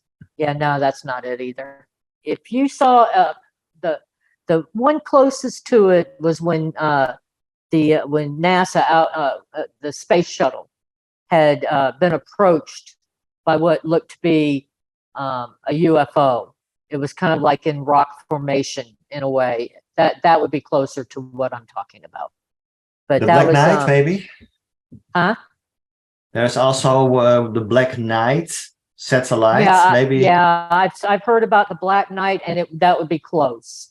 That would be close to what I saw, but not perfect. It's okay. It looked like, I don't know. It looked prehistoric. Just looked like it was prehistoric. It was a dull black, and it was only there for just a few seconds, but it was gravitating. It wasn't flying. And I kept looking at other people going, look, don't you see this thing? But the next thing was when he followed me home. And again, I work literally a straight shot to Kennedy Space Center almost. I'm about 60 miles from Kennedy Space Center was my job at that time, 50, 60 miles west of Kennedy Space Center. And I had gotten on the 417, was heading home. And I'm about, I don't know, just a few miles past the 408, where the 417 crosses over the 408. And I happened to see something moving in the sky, but it wasn't a jet. It just was a streak. And I just glanced at it, and then because it was heading south, and then all of a sudden it curves and it starts heading towards me. And I'm like, no way. Nope, that cannot be him. And it was. He got to me within about 8 seconds from the 520 to the 417. That's about 45 miles away. And he was booking it. And when he accelerated, now he's cloaked, but it's emitting something it's emitting something that turns the air around the craft a darker shade of blue. So I was able to actually see it. And when he accelerated, it would emit this little hollow white cloud. Not real little, but about like that. That would turn solid after a few seconds. And he gets to me on the 417, and he turns left. And he's now riding along the wood line, and I'm in the middle lane. And all of a sudden, a police officer shows up, and he passes me, and he gets in the fast lane. So he's in the fast, and I'm right behind the police officer, but I'm staying in the middle lane. The alien's over on the other side of the highway. He's heading along the wood line. In other words, oncoming traffic would be coming the other way. And he flew over there at 75 miles an hour for about approximately 1.2 miles. And what I noticed about the craft was I'd say it was about 2 pickup truck lengths long. And it was hard to tell width, but I would say it was at least 1 to 2 truck lengths wide. And it had a massive propeller on the back. And I mean, literally, you could hear it swish as it rotated. And it didn't rotate in a full rotate. It did not go full clockwise. It just went back and forth. And when it did that, it looked like the agitator on a washing machine was the movement of it. But you could actually hear it as it was hitting air. And then as the police officer stayed with me the whole time, I videotaped him 3 times, and not one of them turned out. Nothing. The only thing that turned out was me putting my hand out the daggone window. I couldn't believe it. I was not scared. I had a cop in front of me. I knew that he wasn't being violent. He wasn't going to be mean. He was just letting me know he was back in town, I guess, or leaving town, whatever he was doing. And he was flying along the wood line. And so I very carefully hit video. Nothing. They all turned out. It shut it down. Just turned my cell phones off. So as we approached the 528, I'm actually yelling to myself, go up, because there's no way he could fit through there. No way. He could, especially with oncoming traffic coming under the 528. He shoots straight up into the sky, and I mean at an amazing speed, and completely disappears. When that happens, the cop that is next to me, he stayed with me the whole time. As soon as that alien did that, the police officer books it. And I thought I'd follow him. So I tried to get over into his lane, and by now I'm in a crowd of cars. I couldn't get to him. Where he went, I don't know. And I mean, you would think that he would have pulled me over and said, "Did you see that? Did you something?" Okay, you know what I mean? Did you want to stop the officer and talk to him? And yes, okay. Yeah, that's why I tried to get in his lane. I thought maybe he'd want to talk to me too. Okay. And instead he booked it. I mean, he took off like, You turn on his lights? Nope, he just booked it. And but I couldn't get over. And I ended up stuck in traffic. There was nothing I could do. I couldn't get to him, and so I don't know. I really, really would love to talk to him because I bet he got him on his dash cam or something. There was a witness to that. There was a police officer in front of me. Okay, and again, this craft wasn't cloaked while it was. Yes. No, he was cloaked. He was cloaked. But it was emitting something that turned the air around the craft, the darker shade of blue. Yeah, so I would be able to see it. Yeah, I wanted to confirm that. Yeah. And the propeller, now that I could see the movement, it was a strong, powerful propeller. I would expect to see that on a massive jet. The airship mystery. Yeah, it's the airship. Yeah. This is the first time I've heard of, in modern times, I guess, of a craft that looks like it has a propeller, but that's no, great. It had one. Yeah. Oh yeah, no, it absolutely had one, and it was powerful. And I could actually see the air, moving with the propeller, and you could hear it. You could hear it. But it wasn't turning. That's interesting. It went back and forth like this. Can you see me? Back and forth like this. But when it did that, it actually moved like the agitator on a washing machine. Am I making sense? Yeah, it's like kind of like this. But it was powerful, and it did not do a full circle. It went this way and this way, this way, this way, and you could hear it. I mean, you could hear it across the highway. That's wild. And it was. But what I was surprised at is that ship could do 75 miles an hour. I mean, really, something like that. I mean, the Tic Tac is no joke. Right. And the other thing that I found was his timing was so perfect. Now, he had to have known when I left my job in order to have met up with me on the 417 exactly in that place at that time. That tells me that they have an amazing tracking system. Yeah, well, typically I'd say with the other species, it's all, again, consciousness and stuff. They don't need a tracking system. They know when things are going on. But this one is just so, this is just really interesting. But yes, you would expect them to have pretty good tech. Yeah. I think I don't know if they track my car or if they track me. I hope it's my car. Well, yeah, I would think they track you, and they have plenty of time to just sit there cloaked in the sky to wait for you. So yeah, it's quite a story. It's quite amazing. It's the honest to God's truth. Polygraph. Oh, I believe you. Well, me up to a polygraph. Seriously. No, well, polygraphs are even known to not work all the time. But you're telling your story. I believe you. That's for sure. We believe you. But just because we are approaching 2 hours, let's move on to the let's cloak it. And move Got on. it. And we're at about 6,000 photos now. and move over to the SWAT. You're meeting a SWAT officer who.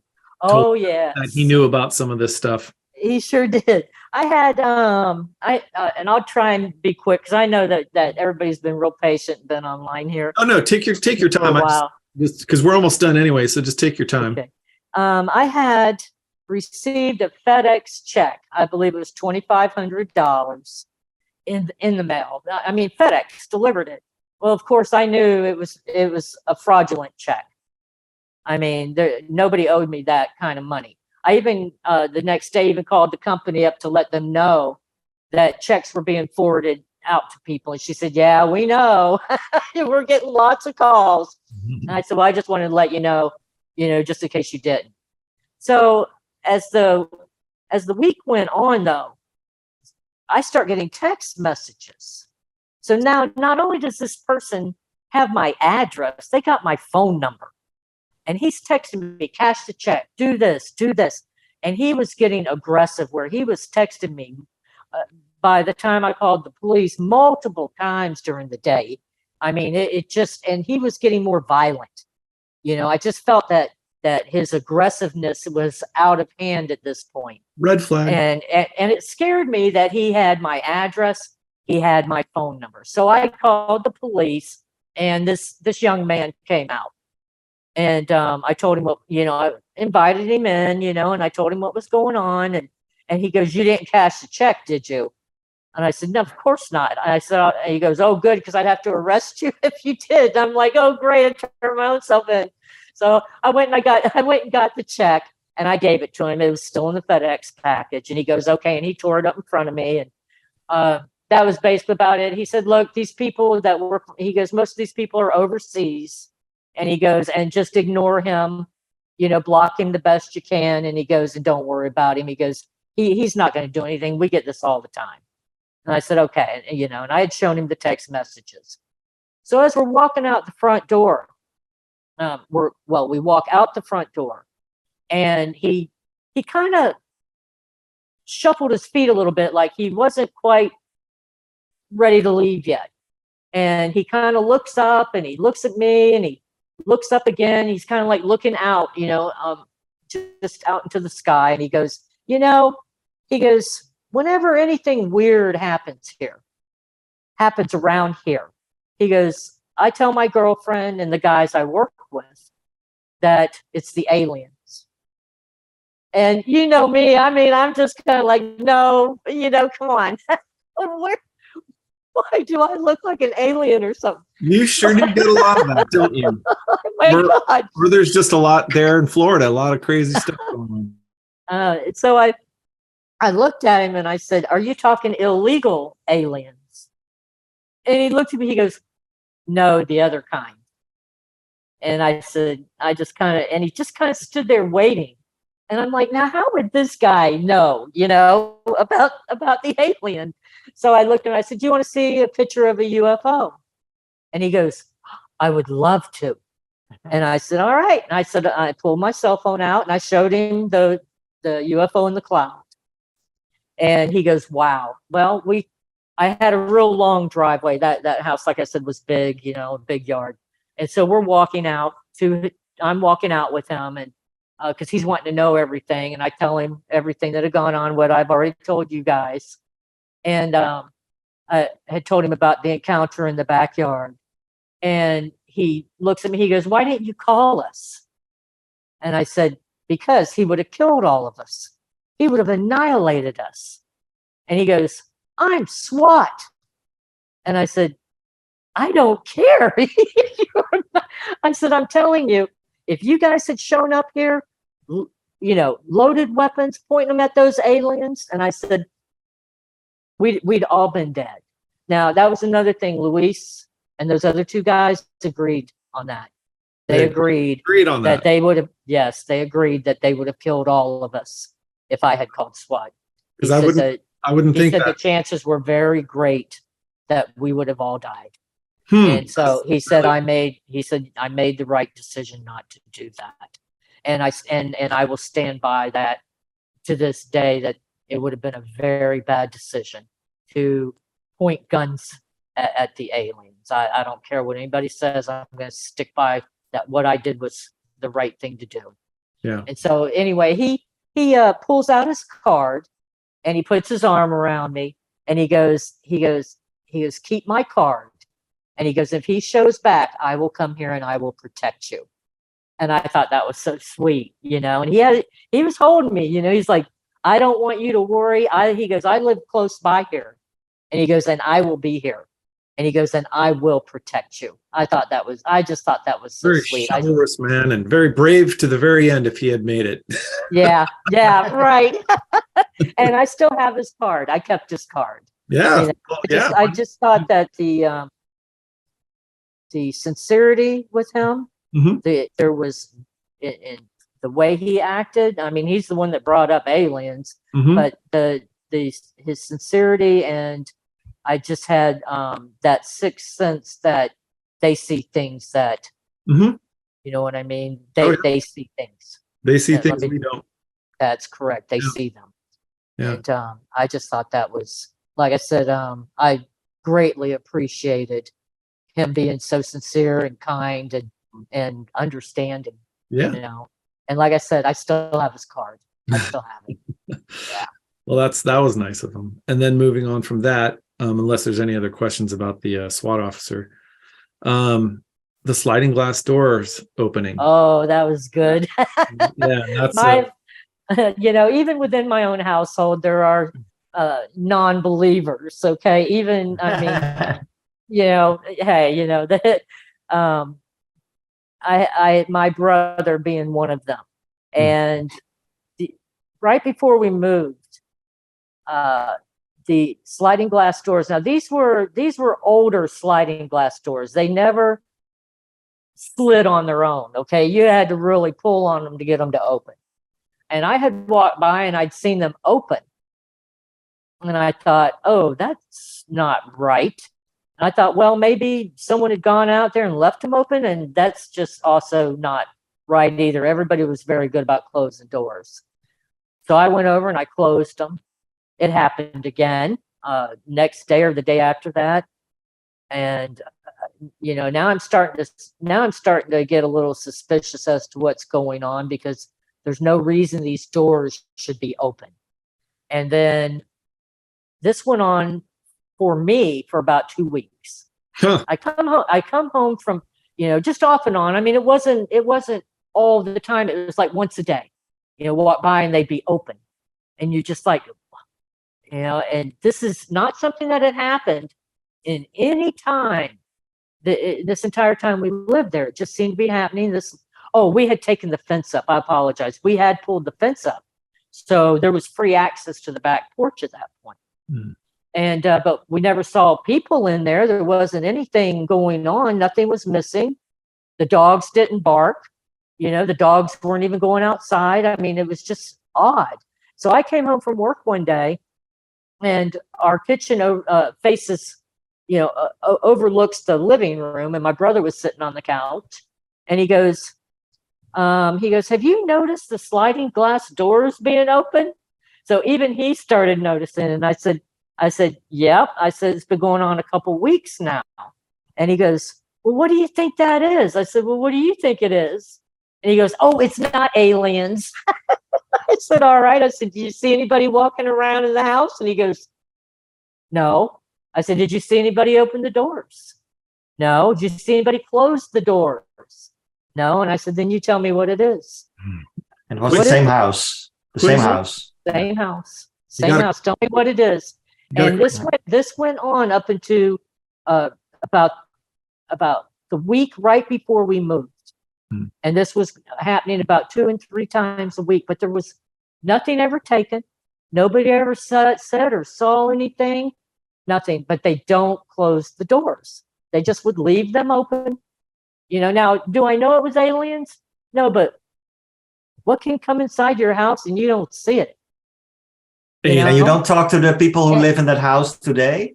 I have actually gone over into the neighborhood and talked to, you know, just to catch up with them and stuff. And there's different renters in there now.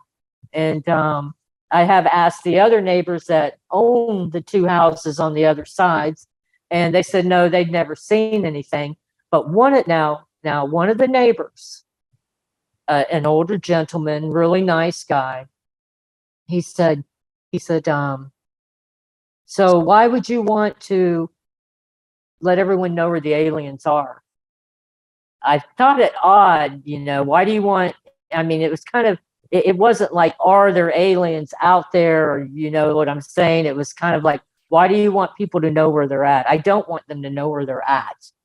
I don't want the address posted out there. I've never given the address away. I will give a general area. Do you know what I'm saying? But I don't want people to know the address. I don't want anybody, first of all, being dumb enough to go out there and get themselves abducted or killed.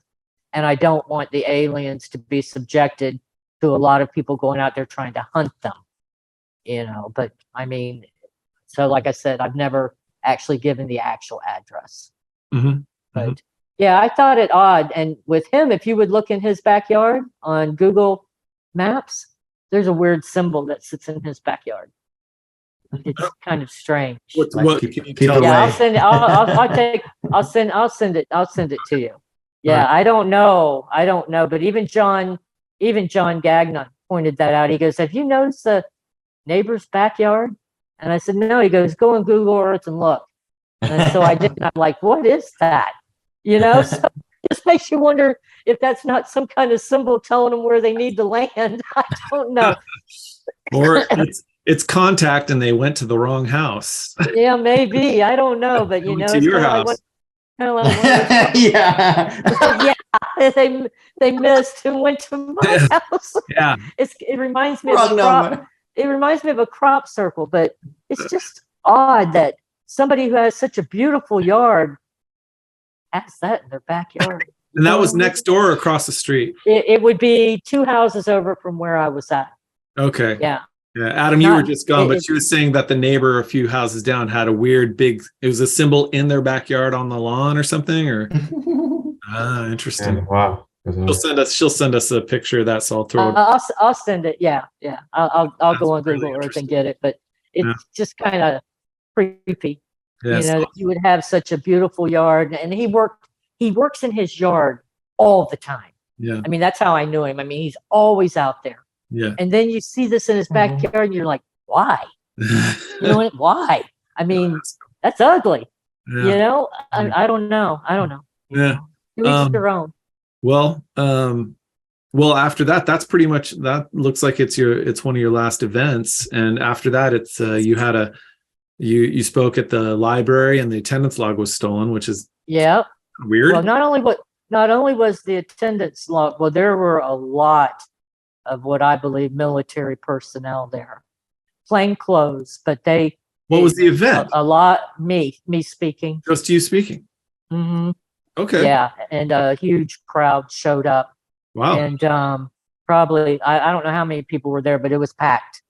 And afterwards, the attendance log was stolen. And the people who ran the program that day, they were fired. And they shut the library down. They were no longer allowed to hold meetings there.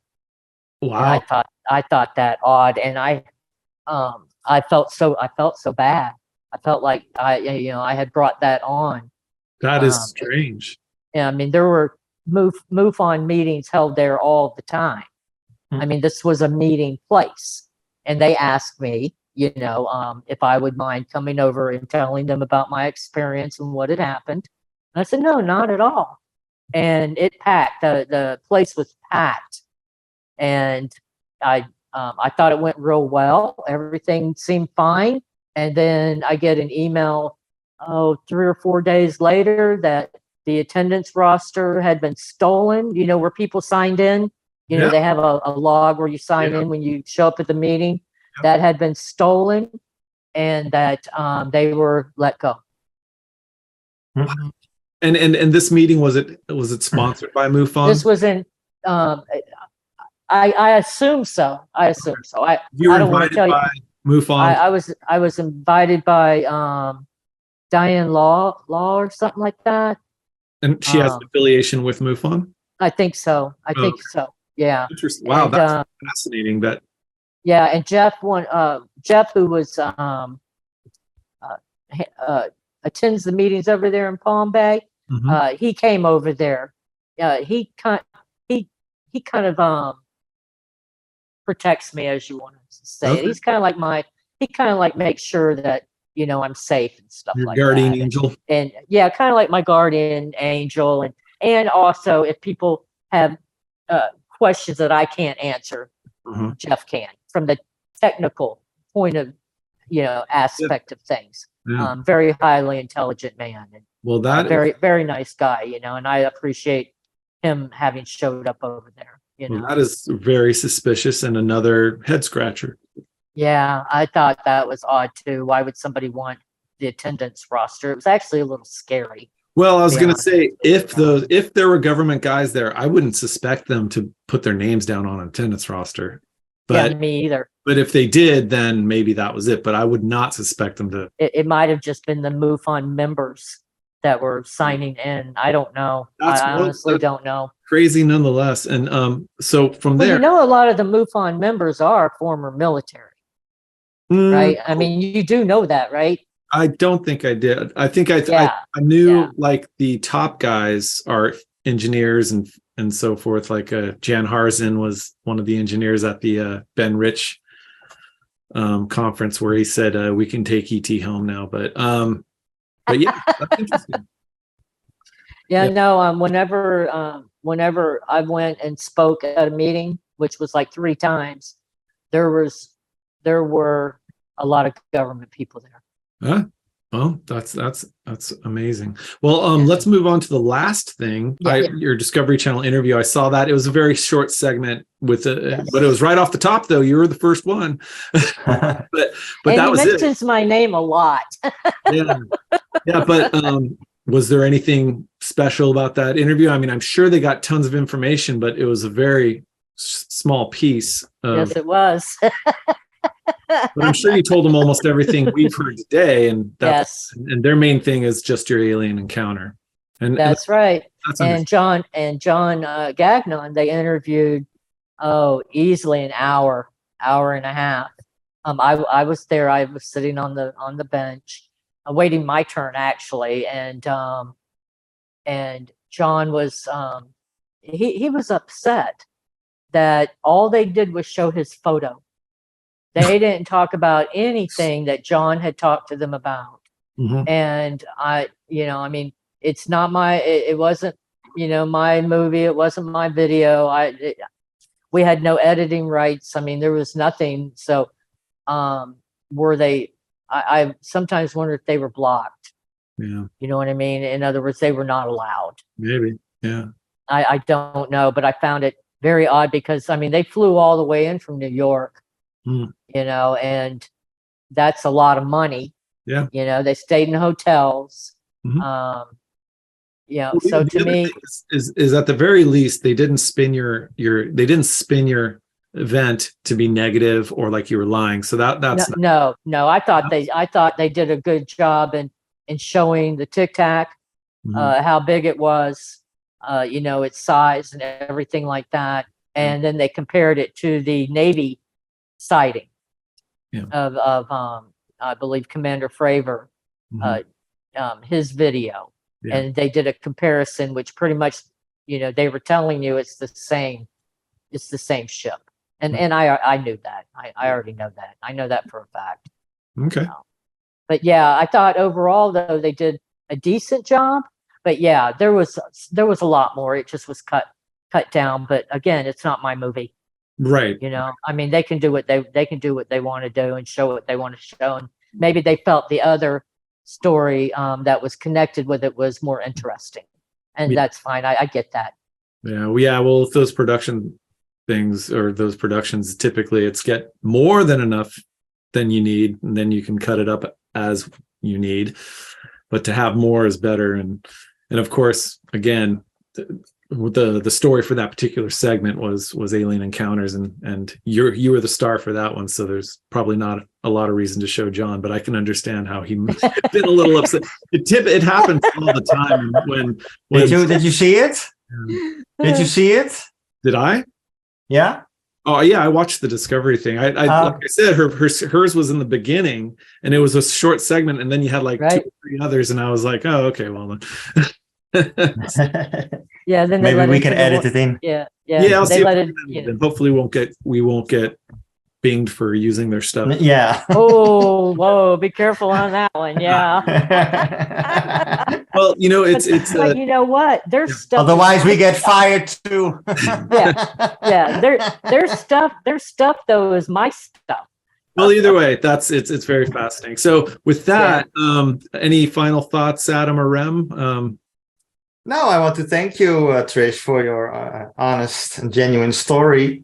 And it's nice to see you for real, because I watched your video a lot of times from the other side of the pond. And so it's nice to see you for real now. Yeah, thank you. Yeah, if you guys want, come on down here and we'll take a little trek through the woods. We do. the last thing I wanted to say is like, when people hear the word aliens, it's always a bit cringy. You know what I mean? Yeah. Well, And I think we have to also take in account that our reality is just one of many. And but people always think of organic aliens, but it's might as well be an interdimensional being. You know, we don't know because we see it and that's it, and it disappears again. But we cannot definitely say it's organic. Mm-hmm. So maybe, yeah, a being. In my opinion, I always say being instead of alien. Yeah. But that's I see what you're saying. Yes. Yeah. Well, With yeah, them- and I don't know if you noticed, but I've been saying ET and so forth because I have read in abduction cases, the ETs actually telling them, we don't like it when you call us an alien because it has a bad name to it. Yeah. Yes. Tone, a bad tone. Yeah. So they actually don't like it, like being called alien. So that's why it's or beings, Yeah. as Rem says. Yeah. Yeah, but yeah, I wonder what they call us. Yeah. I don't think we want to know. I know, I'm thinking that too. The But children. I was told where they believe he's from. Yeah. And I can't talk about that here though. Why is So that? Or I'm sorry. because of the source. So that's and no, it was not Luis, it was someone else who contacted me. Well, by to push and prod you, we don't know who the source is. And all you have to say is, well, someone believes that it's from Zeta Reticuli or the No. Orion group or something. The reason that they know where he's from is because he's been described by others. I can tell you that. Yeah, So, your description of this person is the first time. So that's interesting that someone else has seen that type of being. Right, and I have a feeling that probably stays in a sealed room somewhere. You know what I'm saying? Sure. So, but they're pretty sure they know where he's from. So I thought that, but again, I look at this alien as being like us, Okay. just from a different planet. I don't think he has anything, physically or mentally special about him. I think he's tech. Yeah, I just think that they've got the technology to do what they need to do. Mhm. And but is Philadelphia. he an alien? Yeah, but is he an alien? The answer is yes. Yeah. Okay. He is not from here. Yeah. And that I can tell you. I know that for a fact. All right. So, Well, I guess we won't give get you to a hear heads up on that one. where he thinks. Again, I'm saying we don't know your source, so you can tell us what your source says. We don't know. Come on. No. maybe later. Maybe Sounds later, good. Okay. And the thing is that I was told by someone in confidence. And Sure. I don't want to betray that person's trust. No, that's you totally, know what I mean? totally. That would be wrong of me. But what I was trying to relay to you guys is, number one, we're pretty sure we know where he's from, and we know it because there's very good sources. Sure. Okay. And I understand why they don't want that out there. But just to let you know, he is an alien from another planet. System. Okay. So, Another system. Yeah. I mean, again, we know that there's possible ETs from Draconis, the Orion group, Andromeda, Pleiadians. probably the Earth group. Yeah. The local group. The local group. The local group. Yeah. Yes. So I just kind of wanted to let you know, though, that there's no doubt that he's not from here. And if you've ever listened to Luis recently, not recently, but in the last year, I've seen several of his interviews. I haven't seen. He's done lots of interviews, I'm sure. Yeah, I saw some a couple months ago, and the one thing that he was trying to stress, and if you can get a chance to see the video, he states that there are aliens on Earth, and I want you to hear the word "on" Earth. In other words, what I believe he's trying to tell people, because he has preached this before, is that they are from here. They're not from other planets. There are aliens on Earth. This alien that I saw is not. Right. And that's why they were so interested. Plus, I believe they were interested because they too had access to other people who also reported this particular alien. Yeah. And these people you would be able to trust 100%. Yeah. So and I think that they were kind of excited to find out that he actually was here. You know what I mean? That someone had finally seen him here. Someone else had seen them here. Yes. Well, wait a minute. Now I'm starting to get a little. So it's very interesting the way you said someone saw him here. But we'll just let that go, and maybe talk about it later. But Adam, do you have any final thoughts? Yeah, no, just really thanks for being on here and sharing your story. It's always a great thing to really speak out about these experiences, because even though there's less taboo than in the past, there still is a lot of taboo that surrounds it. And it's, can be tough to come public and just talk openly about it, because there's a lot of people that are there's people that are skeptical, but then there's people that are really clearly just denialists, and they'll find any method or any practice just to kind of say, nope, that's impossible, you didn't see it, blah, blah, blah. But the reality is there's a lot of diversity and a lot of experiences across human history, not just this little block of time now. But thank you for coming on. Thank you for, just really describing everything. Thank you for listening. I appreciate it, and not laughing. Unless there's something funny. Yeah. Unless there's something. You'd be happy to go out with him, because Yes, I would. the dude was built. You are 100% right. He just had this huge head with jaw lines. Otherwise, we would have been dating. Yes. Yes. Yep, Dating I'd an have alien. left with him. I'm telling you, Right. I'd have left with him.